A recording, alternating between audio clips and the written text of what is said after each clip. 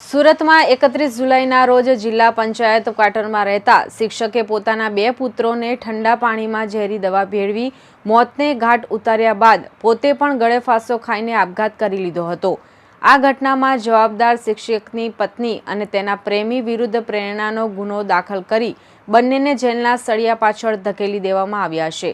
ત્યારે હવે પરિવારજનો અને સમાજના અગ્રણીઓ દ્વારા આજે કલેક્ટરને આવેદનપત્ર આપીને રજૂઆત કરવામાં આવી હતી અને આરોપી બંનેને કડકમાં કડક સજા થાય એવી માંગ કરવામાં આવી હતી। અત્રે ઉલ્લેખનીય છે કે પિતાએ બંને દીકરાઓને મોતને ઘાટ ઉતાર્યા બાદ પોતે પણ આત્મહત્યા કરી લીધી હતી। પરિવારજનો ત્રણેયના મૃતદેહ લઈ વતન સાબરકાંઠા જતા રહ્યા હતા। આ ત્રણેયના એકસાથે અંતિમ સંસ્કાર કરવામાં આવ્યા હતા। આજે પરિવારજનો અને સમાજના અગ્રણીઓ માત્ર કલેક્ટરને આવેદનપત્ર આપી પત્ની અને તેના પ્રેમીને કડકમાં કડક સજા થાય તેવી માંગ કરવા માટે આવ્યા હતા। તમામ વતન રવાના થયા હતા। હીરાભાઈ જાદવે જણાવ્યું હતું કે અલ્પેશ કુમાર કાંતિલાલ સોલંકી અને સુરત ખાતે રહેતા ફાલ્ગુનીબેન ગામિત સાથે પ્રેમ સંબંધ બંધાતા બંને પક્ષકારોની રાજી ખુશી અને સંમતિથી લગ્ન સંબંધે સામાજિક રીતે લગ્ન કર્યા હતા અને બંનેના સાંસારિક જીવનથી 2 દીકરા જન્મ થયો હતો।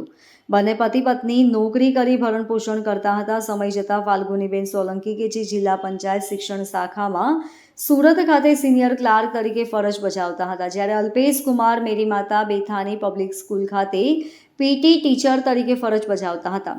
જ્યારે બંને બાળકો અભ્યાસ કરતા હતા દરમિયાન ફાલ્ગુનીબેન તેના સાથી કર્મચારી નામે નરેશભાઈ રાઠોડ કે જે વિસ્તરણ અધિકારી જિલ્લા પંચાયત સુરત ખાતે ફરજ બજાવતા હતા અને બંને અનૈતિક અને અવૈધ સંબંધો સાથે લગ્નેતર સંબંધોથી જોડાયા હતા, જેની જાણ અલ્પેશ કુમારને થતાં પોતાની પત્નીને ઘણી સમજાવી હતી। પતિ પોતાની ડાયરીમાં તમામ બાબતો લખતા હતા। નરેશ સાથે સંબંધો છોડી દેવાનું જણાવ્યું હતું, પરંતુ તેણીએ પોતાના આડા સંબંધો છોડ્યા નહીં। અલ્પેશ કુમાર પોતાના 2 દીકરા અને પોતે તેની સાથે અતૂટ પ્રેમ સંબંધ અને લાગણી સાથેના ભવોભવના સંગાતના અતૂટ તાતણે જોડાયેલા હતા, પરંતુ ફાલ્ગુનીબેને પોતે સ્વચ્છંદી પોતાની મનસ્વી રીતે જીવવા ટેવાયેલા અને ખરાબ બદીઓ સાથેની સ્ત્રી છે તેવી જાણ થતાં અલ્પેશભાઈએ પોતાની ડાયરીમાં લાગણીઓના સંબંધો સાથે ડાયરી છેલ્લા ઘણા સમયથી લખી હતી, પરંતુ તેમના પત્ની કોઈ પણ રીતે તેમના માર્ગેથી પાછા વળેલા નહીં અને પોતાના બાળકો પ્રત્યે પણ કોઈ દયાભાવ કે પુત્ર પ્રેમના લાગણીના સંબંધો રાખ્યા નહીં, જેથી આકરું પગલું ઉઠાવ્યું હતું। જાદવ, પ્રમુખ વણકર સમાજ પંચ વિજયનગર, જિલ્લો સાબરકાંઠા। અમે આજ રોજ માન્ય કલેક્ટર સાહેબને મળવા માટે એટલા માટે આવેલા કે અહીંયા 31/7/2025ના રોજ ભાઈ અલ્પેશભાઈ નામના અહીંયા રહેતા વ્યક્તિ એ પોતાના 2 બાળકો સાથે જે કામ કર્યું છે, પોતે સુસાઇડ કર્યો છે અને 2 બાળકોને કેફી દ્રવ્ય પીવડાવીને એમનું જે મૃત્યુને ઘાટ ઉતાર્યા છે એ શેના માટે છે?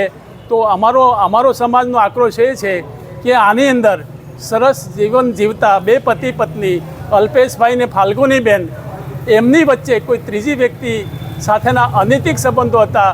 એ અનૈતિક સંબંધોમાં અલ્પેશભાઈએ બહુ સમજણ આપી, પણ એ વાતને કોઈ નરેશભાઈ અને ફાલ્ગુનીબેનને ધ્યાનમાં ન લીધું અને એને લાગી આવતા પોતાના 2 બાળકો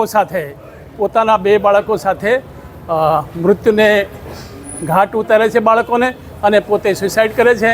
આ બાબતે અમારા સમાજમાં બહુ જ મોટી લાગણી પેદા થઈ છે, આક્રોશ પેદા થયો છે અને આ બાબતે ન્યાય કરવા માટે નિષ્પક્ષ તપાસ થાય અને નિષ્પક્ષ તપાસની અંદર જે કંઈ ગુનેગાર સાબિત થાય એ ગુનેગારને કડકમાં કડક સજા થાય એવી માગણી માટે માન્ય કલેક્ટર સાહેબને અમે આવેદનપત્ર આપવા માટે આવેલા છીએ।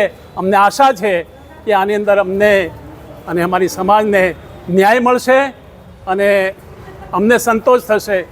નહીં તો આ બાબતની અંદર અમારો સમાજ કદાચ ભેગો થાય અને બહુ મોટી જનસંખ્યામાં પેદા થઈ જાય અને મોટો આક્રોશ પેદા ન થાય, એટલા માટે અમે માત્ર પ્રતિનિધિ તરીકે સાહેબને મળવા માટે અમે આવ્યા છીએ।